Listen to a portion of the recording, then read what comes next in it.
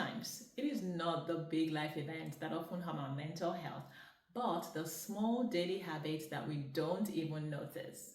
In this video, I'm going to be sharing five common things that people do that damage their mental health and how you can avoid them.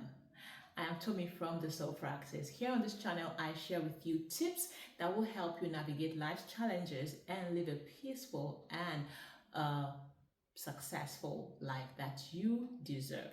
Now, going to today's video, number one thing that many people do that damage their mental health is neglecting rest and sleep. Now, we live in a world that is fast paced, in a world that glorifies being busy. You have to be doing something, you have to constantly perform and be active, and so many people neglect rest and sleep, and we see rest as luxury. Now, rest and sleep, they're not luxury, they are necessity, they're important, all right, because lack of rest and sleep will leave your mind foggy and your emotions fragile. So it's important to prioritize rest. Now, what can you do? How can you avoid this mistake? Make out time to rest. Plan for it, like you plan your activities, like you plan every other thing.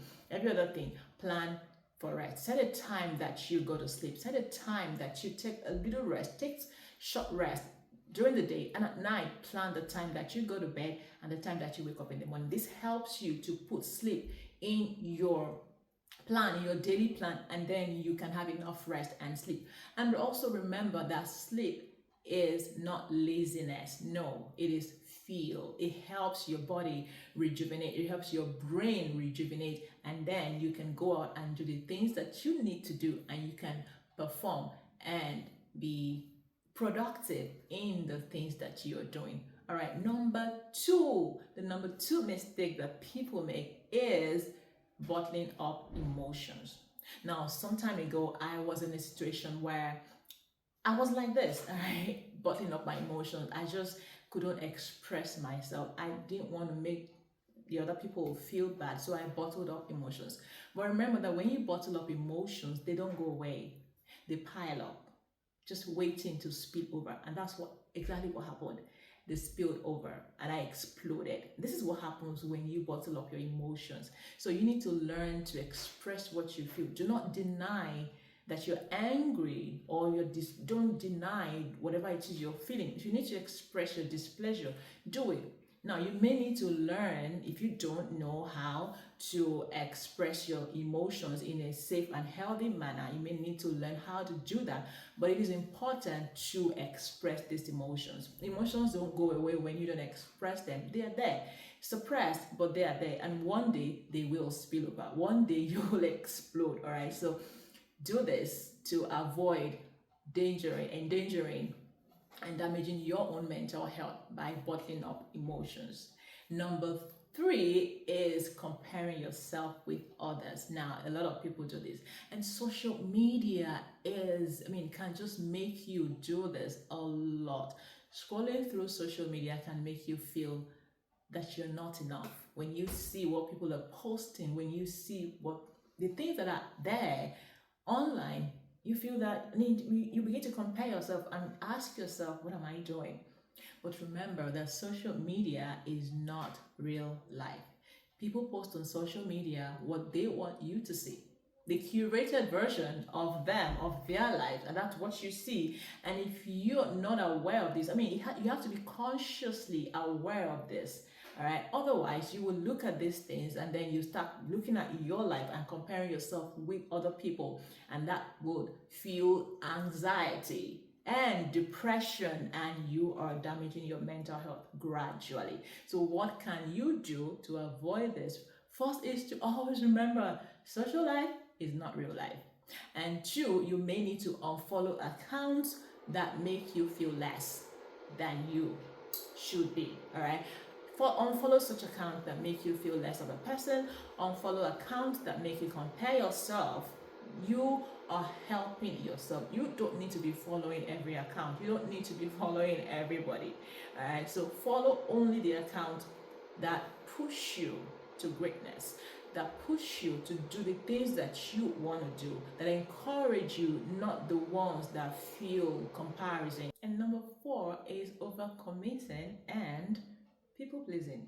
Now, when people say yes to everything, it is not always because they genuinely want to help. Many times it is because they don't want to displease other people. They just feel the need to please other people. Now, there's something wrong with that. This is some trauma response, people pleasing, right? But we're not talking about that today. But if you find yourself committing to this and committing to everything because you want to please somebody, you are saying no to yourself. Remember that when you say yes to everything, it means saying no to yourself sometimes, saying no to your own rest, saying no to your own peace of mind, saying no to your own mental wellness.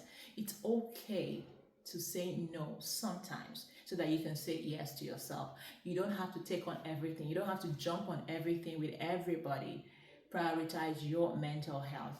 And also remember that the reason you are overcommitting yourself is much more important than the commitment itself.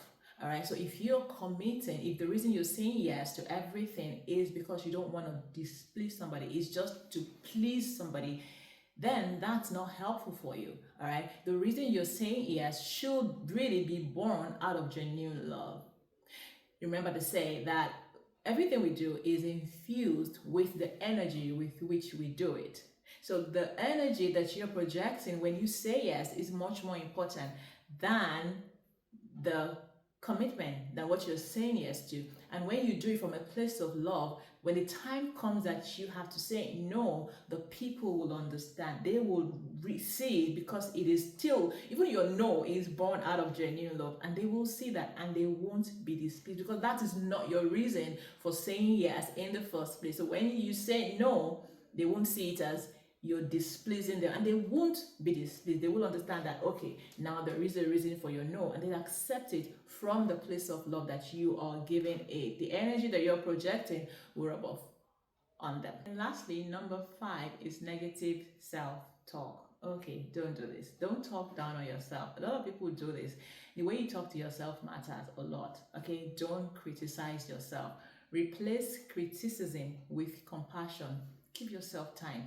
Be gentle with yourself. Don't talk down on yourself. If you won't say this to another person, don't say it to yourself. It is not humility when you talk down on yourself. No. Raise your own self-perception, raise your own self-esteem, and see yourself good. Speak to yourself in a positive manner. Think about yourself in a positive light, and let that project, let that come out of your mouth. And the way that you talk to yourself will spill over, that you will talk to people also in a positive manner. All right, these are the 5 things that I know, that 5 common things. There are more, but these are the 5 common things that many people do that damage their mental health silently without them even knowing, and how you can avoid them. Let me know in the comment section which of these 5 things that you think that you do, and if you have learned one way to avoid this mistake. I'll be looking forward to hearing from you. I'll see you again next time, and please consider subscribing to this channel if you haven't done so. Like this video, drop a comment, and also share. Thank you. I'll see you next time. Bye.